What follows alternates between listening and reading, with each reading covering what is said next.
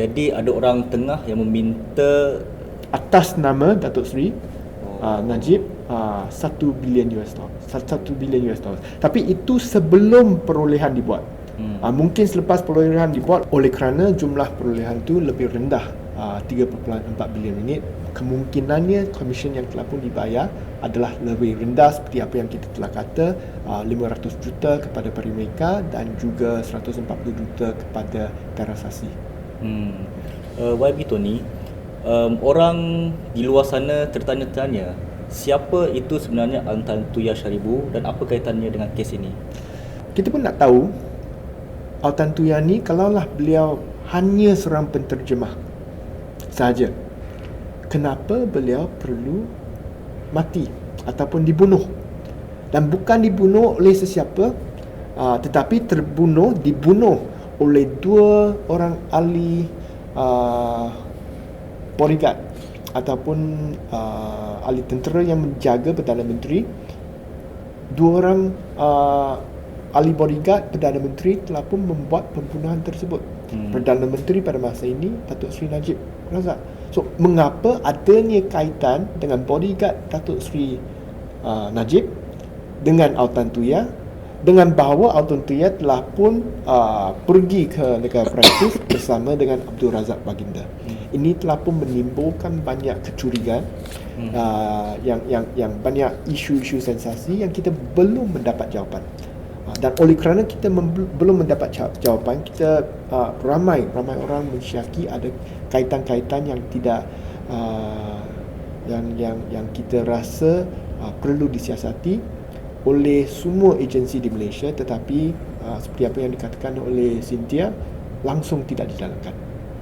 Dan kita nampak dari segi pembunuhan pun, walaupun kedua-dua bodyguard ni telah pun didapati bahawa mereka bersalah, telah pun membunuh Altan Tuya dan dihukum mati, yang kita nak tahu mengapa mereka dapat dihukum mati, mengapa mereka membunuh Altan Tuya.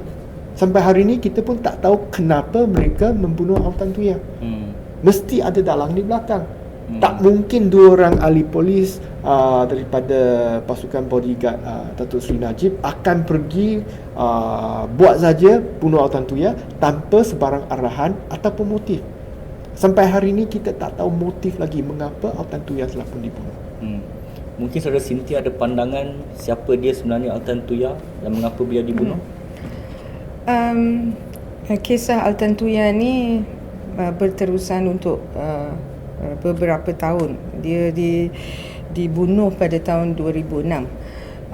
Dan cara kes tu diberhentikan di sini memang mengejutkan semua rakyat Malaysia lah, sebab tak ada jawapan. In fact, ada lebih soalan daripada jawapan. So saya perlu menjelaskan dari pihak Suaram bahawa kes di Perancis ni sebenarnya tiada kena-mengena dengan Altan Tuya, walaupun dia memang terlibat.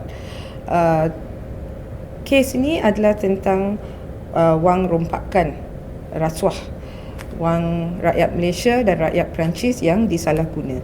Tetapi kisah Altan Tuya ni masih ditarik ke dalam kes ni sebab memang ada beberapa dokumen yang menyentuh tentang sama ada dia masuk ke Perancis ke tidak, sama ada dia diberi visa sementara ke macam mana.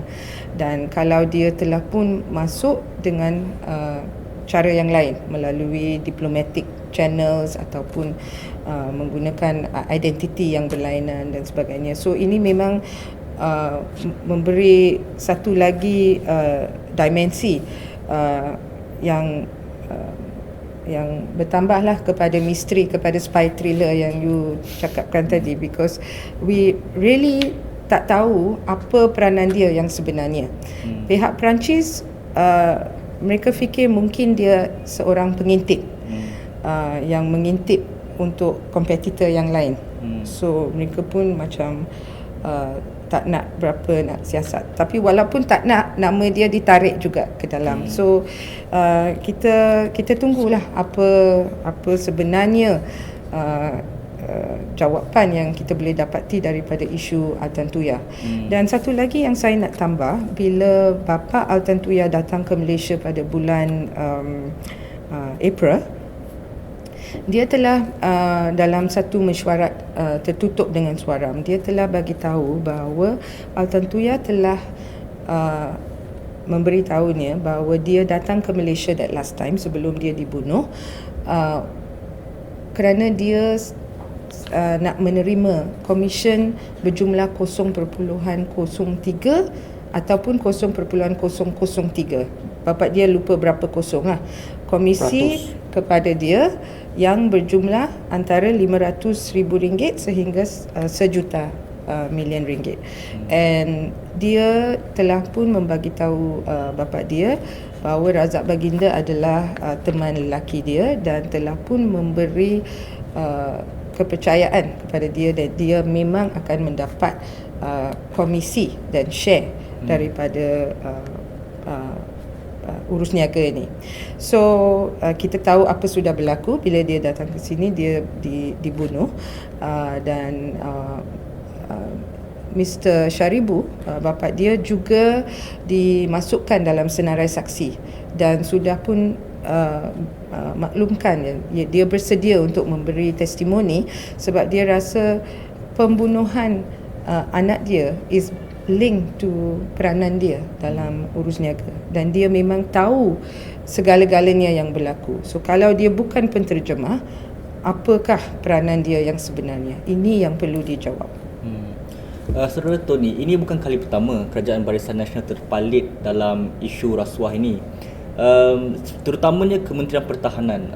Dalam Kementerian Pertahanan ni, apa sebenarnya yang menyorok rasuah itu? Adakah kerana ianya dokumen sulit ke, akta rasmi ke, apa? Mengapa begitu berleluasa sekali? Saya rasa isu perolehan alat-alat tentera merupakan satu isu yang perlu diteliti dengan mendalam.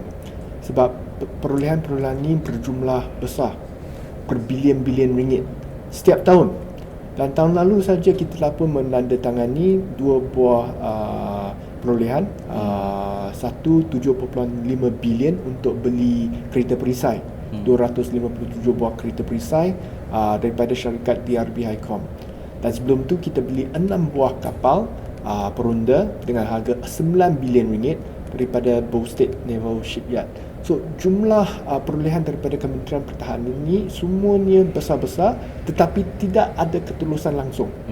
Selalu bila saya membangkitkan isu-isu perolehan daripada Kementerian Pertahanan, kita akan dituduh sebagai musuh kepada negara ataupun dikatakan kita nak bongkarkan rahsia kita kepada negara lain, dan saya rasa ini semuanya menjadi helah daripada Kementerian Pertahanan untuk menutup sebarang irregularity yang ada dalam kontrak ini, seperti apa yang terjadi dengan perolehan kapal selam di mana 500 juta telah pun dibayar sebagai komisen kepada syarikat Parimeka dan 140 juta lagi dibayar kepada terasasi. So kita perlukan satu jadual kuasa dalam parlimen untuk menyiasat semua perolehan di Kementerian Pertahanan. Kita boleh faham ada rahsia dia, tapi ia perlu dipantau oleh sebuah jawatankuasa khas di Parlimen supaya semua perolehan yang dibuat oleh kerajaan ini adalah telus, adalah dengan harga yang paling berpatutan, dengan mutu yang paling tinggi. Okay. Baiklah, ini mungkin soalan terakhir buat saudara Tony. Jadi, apakah benar Pakatan Rakyat itu boleh mengubah keadaan korupsi di Malaysia apabila kalau mereka menawan Putrajaya nanti? Antara dua perkara yang kita akan buat jika kita menawan ataupun bila kita menawan Putrajaya, nombor satu, kita akan adakan tender terbuka. Alat-alat tentera pun boleh ada tender terbuka. Ia tidak menghadkan sebuah syarikat daripada mengambil bahagian, terutamanya bila pembelian tu adalah untuk alat biasa seperti kereta perisai. Bukan specialized sangat, bukan top secret sangat. Okay, kereta perisai boleh buat tender terbuka, bukannya dengan rundingan terus. Itu nombor satu. Kita akan dapat nilai yang paling baik dengan tender terbuka antarabangsa.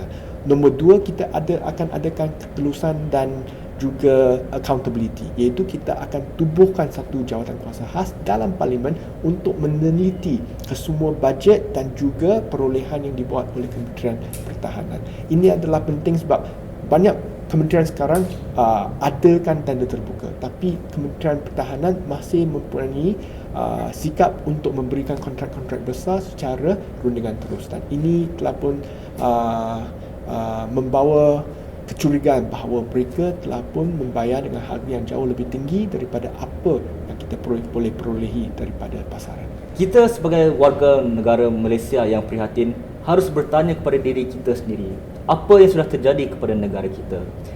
Isu rasuah yang tiada penghujungnya, pembunuhan kejam Altan Turi Syaribu dengan menggunakan bom C4 dan juga penjualan dokumen-dokumen pertahanan kita kepada negara asing. Kita tidak boleh berdiam diri lagi. Ubahlah sekarang, bersihkan Malaysia sehingga kita bertemu lagi.